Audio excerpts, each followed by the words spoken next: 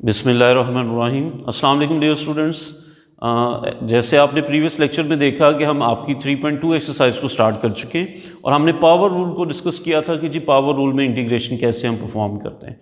तो उसी की नेक्स्ट एप्लीकेशंस हैं, उसी से मिलते जुलते क्वेश्चंस हैं। आइए आज हम क्वेश्चन नंबर 1 के जो रिमेनिंग पार्ट्स हैं उनको देखते हैं। सो क्वेश्चन नंबर 1 के सेकेंड पार्ट में अगर आप देखें तो आपको टर्म्स जो इंटीग्रेशन के लिए दी हुई हैं वो square root of x plus 1 over square root of x हैं। और हम प्रीवियस लेक्चर में डिस्कस कर चुके हैं ये जो पहला साइन हमारे पास है ये साइन ऑफ इंटीग्रेशन है और ये dx हमें बता रहा होता है कि जी किस वेरिएबल के रिस्पेक्ट से आप डिफरेंशिएशन जो है वो परफॉर्म कर रहे हैं, ये इंटीग्रेशन हम जो है वो परफॉर्म कर रहे हैं। सो इंटीग्रेशन में dx हमें बता रहा है कि जी विद रिस्पेक्ट टू, यहाँ पे dx है तो it means with respect to x होगा। ओके, अब हम स्टार्ट करते हैं। वेरी फर्स्ट स्टेप आपका जहाँ से आप स्टार्ट करेंगे, आपका इंटेग्रल जो है वो लीनियर प्रॉपर्टी को सेटिस्फाई करता है। अगर आपके पास टर्म्स जो हैं वो इंटेग्रल के अंदर इंटीग्रेशन के साइन के इन साइड जो है वो प्लस हो रही हैं या माइनस हो रही हैं, तो आप जस्ट उस इंटेग्रल को डिस्ट्रीब्यूट कर दें हर एक टर्म को। यहाँ पे भी हम वही टेक्निक यूज़ करेंगे। हम देखते हैं कि जी आपकी इंटीग्रेशन के साइन के बाद टू टर्म्स सम अप हो रहा है, ऐड हो रही हैं जी टू टर्म्स, तो हम आपकी उस इंटीग्रेशन के साइन को फर्स्ट टर्म को भी प्रोवाइड कर देंगे और सेकंड टर्म को भी प्रोवाइड कर देंगे। कैसे?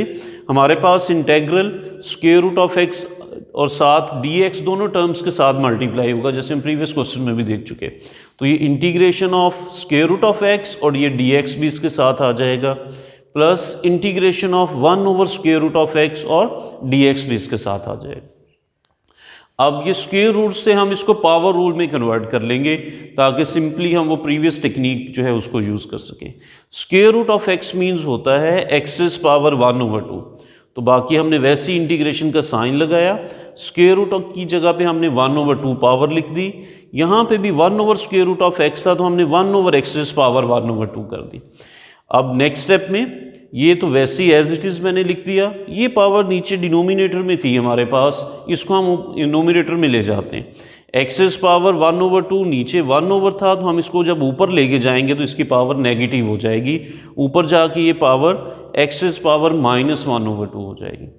अब आप इन दोनों के ऊपर जो है वो पावर रूल अप्लाई कर दीजिए। हमारे पास पावर रूल में क्या हमने सीखा था कि आपके पास फंक्शन की जो पावर है उसमें 1 ऐड कर दें और 1 ऐड करने के बाद जो नई पावर बनती है उसी से आप उसको डिवाइड कर दें। यहाँ पे हमारे पास एक्सेस पावर 1 ओवर 2 था, इसमें +1 कर देंगे और इसी टर्म से 1 ओवर 2 + 1 से हम नीचे इसी को डिवाइड भी कर देंगे। अब ये इंटेग्रल भी ख़त्म हो गया और dx भी ख़त्म हो गया। जब आपने पावर रूल लगा देना है तो आपकी इंटीग्रेशन हो गई, फिर आपने यहाँ पे इंटीग्रेशन का साइन या यहाँ पे dx दोबारा नहीं यूज़ करना। ओके, नेक्स्ट भी देखिए, यहाँ पे आपके पास -1 ओवर 2 था, तो पावर नेगेटिव हो या पॉजिटिव हो, रूल दोनों के लिए हमारे पास बिल्कुल वही सेम। हम क्या करेंगे, हम -1 ओवर 2 में भी +1 कर देंगे और ये जो नई पावर बन रही है इसी से हम नीचे डिवाइड भी कर रहे हैं -1 ओवर 2 + 1 से। ओके, यहाँ पे भी चूंकि इंटीग्रेशन हो गई तो अब ये इंटीग्रेशन का साइन भी यहाँ पे हम नहीं लिखेंगे और ये dx भी नहीं लिखेंगे।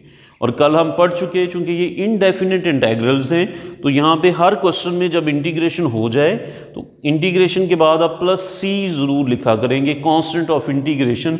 ये प्रीवियस लेक्चर में हमने डिटेल से पढ़ा था कि हम इस c को क्यों ऐड करते हैं। आपको अगर कन्फ्यूजन है तो प्रीवियस लेक्चर को दोबारा विजिट कर लीजिए। सो +c कांस्टेंट ऑफ इंटीग्रेशन हम यहाँ पे जो है वो ऐड कर दें।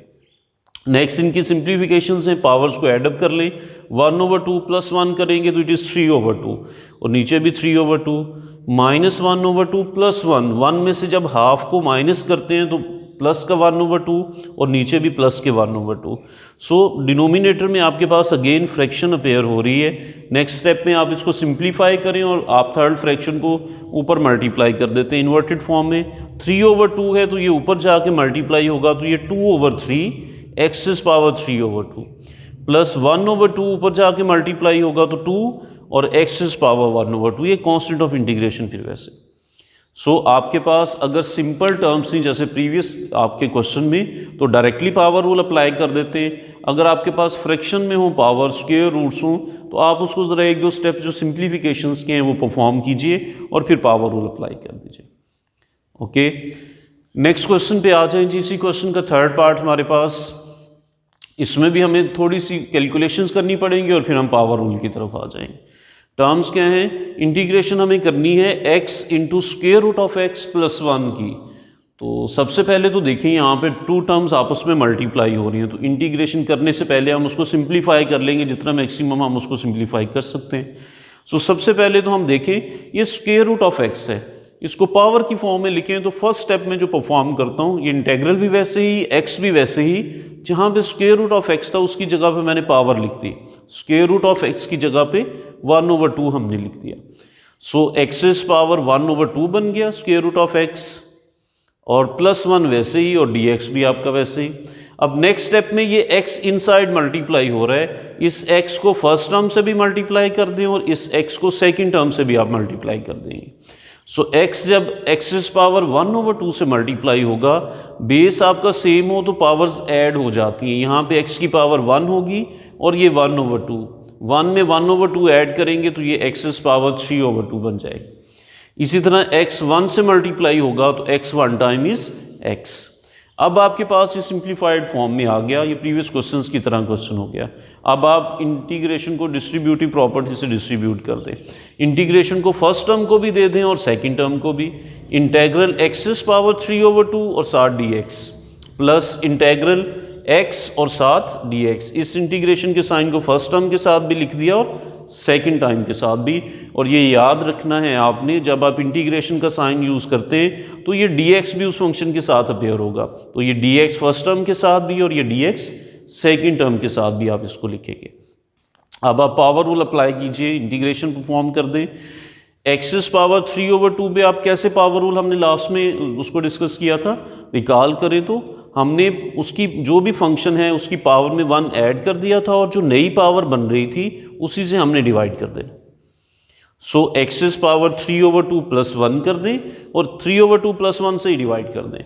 और चूंकि इंटीग्रेशन हो गई तो अब ना तो ये इंटेग्रल साइन आएगा और ना ही यहाँ पे dx आएगा। प्लस x की पावर 1 है यहाँ पे, सो इसकी आप पावर रूल अप्लाई करेंगे तो इसमें 1 में 1 ऐड कर दें और ये 1 + 1 जो टर्म बनती है उसी से हम नीचे डिवाइड भी कर देंगे। इंटीग्रेशन हो गई हमारी, इंटीग्रेशन के साइंस ख़त्म हो गए तो हम यहाँ पे प्लस c जो है वो कांस्टेंट ऑफ इंटीग्रेशन इसमें ऐड कर दें। नेक्स्ट इसको सिंप्लीफाई कर लें, 3/2 प्लस 1 को एलसीएम लेके सॉल्व करें तो 5/2 आ जाएगा, नीचे भी ये टर्म्स 5/2, 1 + 1 2 और नीचे भी 2। ये फ्रैक्शन ओवर फ्रैक्शन है तो इसको इन्वर्टेड फॉर्म में ऊपर ले जाएं, 5/2 इधर ऊपर आएगा तो 2/5, बाकी टर्म्स एज इट इज़ हम जो है वो लिखिए रहने दें। सो इन तीनों फर्स्ट 3 क्वेश्चंस आपके बिल्कुल सेम एक ही पैटर्न पे हैं, आपने डायरेक्टली जस्ट पावर रूल उस पर अप्लाई करनी है। ओके, अब हम नेक्स्ट क्वेश्चन नंबर 1 के 4th पार्ट की तरफ आते हैं। अब इसमें देखें, इसमें हमें थोड़ा सा चेंज है। इसमें वो चेंज क्या है, हमें यहाँ पे जो इंटेग्रल दिया हुआ है वो है 2x + 3 होल पावर 1/2। अगर तो ये होल पावर में हमारे पास पावर कोई ऐसी लिखी हुई हो जिसको हम एक्सपेंड कर सकते हो, ये पावर स्क्वायर होता, ये पावर क्यूब होती, जिसके फार्मूलाज हमें पता हैं, तो हम पहले तो उसको उस फार्मूला को यूज़ करते हुए एक्सपेंड कर लेते और फिर हम इंटीग्रेशन कर लेते। लेकिन 1/2 को हम एक्सपेंड नहीं कर सकते, तो इसके लिए हम क्या रूल यूज़ करेंगे। अब हम देखते हैं वो पावर रूल यूज़ जब हम कर रहे थे, हमने लास्ट में डिस्कस किया था, पावर रूल हम तब यूज़ करते हैं जब जिस फंक्शन की पावर ली जा रही हो उसका आगे डेरिवेटिव मौजूद हो। इसकी एग्जांपल ले लेते हैं एक। ओके, हम कहते हैं जी पावर रूल हम तब यूज़ करेंगे अगर इंटेग्रल x⁻³ dx है।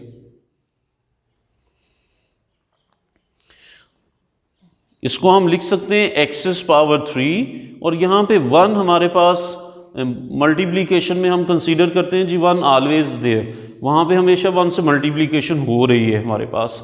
ओके, अब जिस फंक्शन की पावर ली जा रही है क्या उसका डेरिवेटिव आगे मौजूद है, x की पावर ली जा रही है तो x का x के रिस्पेक्ट से डेरिवेटिव होता है 1 और x का 1 डेरिवेटिव यहाँ पे आगे मौजूद है। तो पिछले सारे क्वेश्चंस में हमने जो काम किया, x की पावर्स ली जा रही थी और x का डेरिवेटिव 1 हमेशा यहाँ पे मल्टीप्लिकेशन में मौजूद होता है। कुछ भी ना लिखा हुआ हो तो इसका मतलब भी होता है कि जी यहाँ पे 1 मल्टीप्लाई हो रहा है, इसलिए हम इस पे पावर रूल अप्लाई करते थे और इसकी पावर में 1 को ऐड भी कर देते थे और इस 3 + 1 पावर से डिवाइड भी कर लेते थे और प्लस c। लेकिन अगर सिचुएशन इस तरह से हो, हम एक सिंपल एग्जांपल लेते हैं कि जी x पावर 5 dx। अब जिसकी पावर ली जा रही है उसको अगर हम ऑब्जर्व करें तो 2x की पावर 5 ली जा रही है। क्या जिसकी पावर ली जा रही है उसका नेक्स्ट यहाँ पे डेरिवेटिव मौजूद है? 2x का डेरिवेटिव क्या होता है? आप अगर रफली 2x का डेरिवेटिव लें विद रिस्पेक्ट टू x, ये प्रीवियस चैप्टर में हम सीख चुके, 2 कांस्टेंट है, x के लिहाज से डेरिवेटिव 1 आ जाएगा, तो इसका आंसर होगा 2।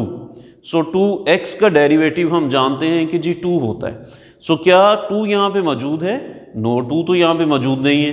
तो फिर अब इसको दो तरह से कर सकते हैं, या तो वो अगर कांस्टेंट नंबर आ रहा है तो हम उसको वहाँ पे प्रोड्यूस कर लें। कैसे प्रोड्यूस कर सकते हैं? उस कांस्टेंट नंबर 2 को हम यहाँ पे खुद से मल्टीप्लाई भी कर दें और डिवाइड भी कर दें, वो प्रोड्यूस हो जाएगा। या आप डायरेक्टली इस तरह से कीजिए कि अगर जिस फंक्शन का आप डेरिवेटिव ढूंढ रहे हैं, जिसकी पावर ली हुई है और इंटीग्रेशन करना चाहते हैं, उसका डेरिवेटिव आगे मौजूद नहीं है, तो आप इस पे पावर रूल लगाइए, 2x की पावर 5 + 1, और यहाँ पे नीचे भी आ जाएगा 5 + 1। जो पावर आपने ऊपर लिखी वही पावर नीचे, लेकिन चूंकि इसका डेरिवेटिव आगे मौजूद नहीं था तो आप इस फंक्शन के डेरिवेटिव से डिवाइड कर दीजिए। अब 2x का रफली हमने चेक किया कि डेरिवेटिव 2 आ जाता है, तो हम नीचे 2 से डिवाइड भी कर देंगे। सो पावर रूल में अगर जिस फंक्शन की पावर ली जा रही है उसका डेरिवेटिव नेक्स्ट मौजूद ना हो, अदर देन 1 हो और वहाँ पे आगे अवेलेबल नहीं है, तो क्या करेंगे हम? उस फंक्शन का डेरिवेटिव आप रफली कैलकुलेट कर लीजिए, और उस फंक्शन के डेरिवेटिव पे को जब पावर रूल अप्लाई करते हैं तो पावर के साथ ही नीचे डिवाइड कर दीजिए और +c लिख देंगे, तो ये आपकी इंटीग्रेशन हो जाएगी। अब यहाँ पे देखिए हमारे पास यहाँ पे क्या सिचुएशन है। अब हमारे पास पावर ली जा रही है 2x + 3 की 1/2, तो हम पावर रूल अप्लाई करते हैं, इसकी पावर में 1 ऐड भी कर देते हैं और 1/2 + 1 से डिवाइड भी कर देते हैं। लेकिन क्या ये जो नंबर लिखा हुआ था 2x + 3, क्या इसका डेरिवेटिव नेक्स्ट हमारे पास अवेलेबल है? उसको हम रफली यहाँ पे चेक करते हैं कि जिसका डेरिवेटिव होगा क्या। हम 2x + 3 का डेरिवेटिव ले लेते हैं विदाउट पावर। पावर पे तो हम पावर रूल अप्लाई कर रहे हैं, ओके। इस पावर को छोड़ के इनसाइड द पावर जो फैक्टर लिखा हुआ है उसका डेरिवेटिव हम लेंगे, ओके। इसका डेरिवेटिव ले, 2 कांस्टेंट है, x साथ मल्टीप्लाई हो रहा है तो x का डेरिवेटिव 1, और 3 सिर्फ कांस्टेंट है, इसके साथ कोई वेरिएबल नहीं है, तो जस्ट कांस्टेंट हो तो उसका डेरिवेटिव 0 हो जाता है। 2 1 टाइम इज 2 + 0 2, तो ये जो 2x + 3 है इसका डेरिवेटिव हमारे पास 2 होता है। वो 2 हमारे पास यहाँ पे आगे मौजूद नहीं था dx के साथ, तो अगर फंक्शन का डेरिवेटिव मौजूद नहीं था और हम पावर रूल यूज़ कर रहे हैं, तो पावर रूल तो यूज़ कर दिया हमने, इसकी पावर में हमने 1 ऐड भी कर दिया और उसी पावर से हमने डिवाइड भी कर दिया। इस सारे का जो डेरिवेटिव 2 है और उससे भी हम फिर नीचे डिवाइड करेंगे और फिर हम लिखेंगे +c, constant of integration, okay. दोबारा देख लीजिए इसको, जिस फंक्शन पे आप पावर रूल अप्लाई कर रहे हैं उसका अगर डेरिवेटिव नेक्स्ट मौजूद नहीं है, तो फिर x के केस में तो x का डेरिवेटिव सिंपली 1 मौजूद होता है। प्रोडक्ट में हमेशा मल्टीप्लिकेशन में 1 मल्टीप्लाई आप किसी भी नंबर से कर सकते हैं, कोई इशू नहीं है। लेकिन अगर वो अदर देन 1 आपका डेरिवेटिव आता है तो फिर इशू हमारे पास आते हैं। जैसे यहाँ पे अब इस सारे फंक्शन का 2x + 3 का डेरिवेटिव अगर हम रफली कैलकुलेट करें तो वो 2 आता है। यहाँ पे मल्टीप्लाई बाई 2 होना चाहिए था, वो नहीं है, तो फिर हम इंटीग्रेशन कैसे करेंगे? इस पे पावर रूल अप्लाई करेंगे, इसकी पावर में +1 कर दें और उसी पावर से नीचे डिवाइड भी कर दें। लेकिन चूंकि यहाँ पे वो 2 मिसिंग था तो उस 2 से भी हम नीचे डिवाइड कर देंगे, तो डिवाइडेड बाई 2 हो जाएगा। अब फर्दर इसकी सिंप्लीफिकेशंस हैं, ये 1/2 + 1 पावर 3/2, ये भी आपकी 3/2 मल्टीप्लाई बाई 2 और +c कांस्टेंट ऑफ इंटीग्रेशन हम साथ लिख देंगे, ओके। ये 2 और 2 कैंसिल हो जाएंगे, सो 2x + 3 पावर 3/2 डिवाइडेड बाई 3 रह जाएंगे और +c कांस्टेंट ऑफ इंटीग्रेशन हमारे पास आ जाए, ओके जी। नेक्स्ट, अब इसका क्वेश्चन नंबर 1 का 5th और 6th पार्ट भी सेम एक ही पैटर्न पे हैं, तो हम 6 वाले पार्ट को जो है वो चूज़ करते हैं। देखते हैं जी 6 पार्ट कैसे परफॉर्म करना है। इसमें भी पावर है, लेकिन इसमें और उस पावर में डिफरेंस क्या है? इसमें है √(x) -1/√(x) होल स्क्वायर, दोनों टर्म्स का होल स्क्वायर है हमारे पास। स्क्वायर को तो हम यूजुअली एक्सपेंड कर लेते हैं a माइनस बी स्क्वायर के फार्मूला से, तो मैं इसको a माइनस बी स्क्वायर के फार्मूला से एक्सपेंड करता हूँ। First term square plus second term square minus 2 into first term multiply by second term, ये a माइनस बी स्क्वायर के फार्मूला से हमने इसको एक्सपेंड कर दिया। अब ये आपके स्क्वायर और स्क्वायर रूट कैंसिल आउट हो जाएंगे तो x, यहाँ पे भी स्क्वायर और स्क्वायर रूट कैंसिल आउट हो जाएंगे तो 1 ओवर x, ये आपका स्क्वायर रूट ऑफ x और 1 over square root of x है, तो ये आपस में कैंसिल आउट हो जाएंगे तो हमारे पास जस्ट 2 रह जाए। ये हमने सिंप्लीफिकेशन कर ली एक ही स्टेप में। अब नेक्स्ट स्टेप में आप इस इंटेग्रल को फर्स्ट टर्म को भी दे दें, इसको सेकंड टर्म को भी दे दें, इसी इंटेग्रल को -2 के साथ भी लिख दें। -2 चूंकि कांस्टेंट है, कोई x नहीं है, तो इसको मैंने बाहर लिखा और इंटीग्रेशन सिर्फ dx की हो जाए। x की इंटीग्रेशन हम प्रीवियसली पढ़ चुके, इसमें तो कोई कॉम्प्लिकेशन नहीं है। x का डेरिवेटिव 1 होता है और 1 तो प्रोडक्ट में हमेशा मौजूद है, तो इसकी पावर में 1 होगी तो +1 करें और उसी से डिवाइड। ये आपके पास फिर नया एक जो है वो टेक्निक आ गई। एक्सरसाइज से पहले हम कह चुके हैं कि जी आपके फार्मूलाज मेंशन हैं, आपकी इंटीग्रेशन के उन फार्मूलाज को आप अच्छे से याद कर लेंगे, उसको समझ लेंगे टेक्निक को कि जी वो फार्मूलाज क्या है।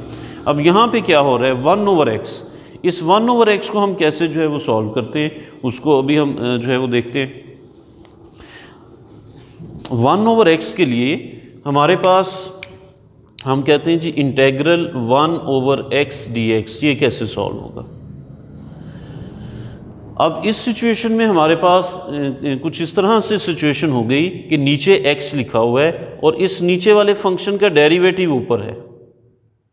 ये जो 1 है हमारे पास, ये एक्चुअली नीचे वाले फंक्शन का डेरिवेटिव है, x का डेरिवेटिव 1 होता है। तो मैंने इसको लिखा कि नीचे x है और ऊपर जो 1 था एक्चुअली वो क्या है, उसको लिख सकते हैं derivative with respect to x। किसका डेरिवेटिव है, x का, derivative of x with respect to x। तो अगर आपके पास जो फंक्शन नीचे लिखा हुआ है उसका डेरिवेटिव ऊपर मौजूद हो, फ्रैक्शन में टर्म लिखी हुई हो और उस फ्रैक्शन में नीचे लिखे हुए फंक्शन का डेरिवेटिव ऊपर मौजूद हो, जैसे यहाँ पे नीचे x लिखा हुआ है और x का डेरिवेटिव 1 ऊपर मौजूद है, तो उसकी इंटीग्रेशन क्या होगी कि आप सिर्फ नीचे वाले का नेचुरल लॉग ले लें और +c कर लें। अगर फ्रैक्शन में टर्म है हमारे पास और उस फ्रैक्शन में जो नीचे लिखी हुई टर्म है डिनोमिनेटर में, उस टर्म का ऊपर डेरिवेटिव मौजूद हो, x है नीचे और x का डेरिवेटिव x के रिस्पेक्ट से क्या होता है 1, फंक्शन का ऊपर डेरिवेटिव मौजूद होगा, तो इंटीग्रेशन क्या करेंगे हम, नीचे वाले फंक्शन का नेचुरल लॉग ले लेंगे, यही उसकी इंटीग्रेशन। ओके, अब यहाँ पे देखिए वही हमने किया, ये 1 ओवर x था, x का डेरिवेटिव x के रिस्पेक्ट से 1 ऊपर मौजूद है, तो अगर फंक्शन का ऊपर फ्रैक्शन के नोमिनेटर में डेरिवेटिव मौजूद होगा तो इस सारे की इंटीग्रेशन क्या होगी, आप नेचुरल लॉग ऑफ x लिखेंगे, जो फ्रैक्शन में नीचे लिखा हुआ है उसका आप नेचुरल लॉग ले लेंगे। ओके, फिर इंटेग्रल भी ख़त्म हो गया और dx भी, ये माइनस वैसे ही 2 कांस्टेंट है वैसे ही, और dx की इंटीग्रेशन हम कल पढ़ चुके हैं कि वो x होती है। डिफरेंशियल और इंटेग्रल आपस में कैंसिल आउट हो जाएंगे, ये इन्वर्स होते हैं एक दूसरे के, ये कैंसिल आउट होंगे तो हमारे पास क्या रह जाएगा, सिर्फ x। सो 1 हो तो 1 की इंटीग्रेशन हम क्या लिख देंगे, x, और ये +c कांस्टेंट ऑफ इंटीग्रेशन आ जाएगा। इसको फर्दर सिंप्लीफाई किया, x पावर 2 हो गई, नीचे भी 2, ये log x वैसे ही, this is -2x and +c। So आज के इस लेसन में हमने 2 नई चीज़ें सीखी। पावर रूल तो हम प्रीवियस लेक्चर में भी कर चुके थे। हमने सीखा कि अगर किसी ऐसी टर्म का पावर हो जिसका आगे डेरिवेटिव मौजूद नहीं है तो हम क्या करते हैं, उस पर पावर रूल तो अप्लाई करते हैं लेकिन उस फंक्शन के डेरिवेटिव से नीचे भी डिवाइड कर देते हैं। ओके, सेकंड हमने क्या सीखा नया, सेकंड हमने सीखा कि अगर आपको फंक्शन फ्रैक्शन में लिखा हुआ है, इंटेग्रल फ्रैक्शन में है, तो उस फ्रैक्शन में हम देखते हैं कि फ्रैक्शन के नीचे वाली टर्म जो डिनोमिनेटर है हमारा, अगर उसका डेरिवेटिव ऊपर मौजूद है तो उस सारे की इंटीग्रेशन कैसे होगी कि आप जस्ट नीचे वाली जो डिनोमिनेटर में टर्म मौजूद है उसका लॉग ले लेंगे, नेचुरल लॉग। इस केस में नीचे x लिखा हुआ है, so this is natural log of x, इस सारे की इंटीग्रेशन हमारे पास हो जाएगी। ओके, अगर यहाँ पे हमारे पास लिखा हुआ होता 2x,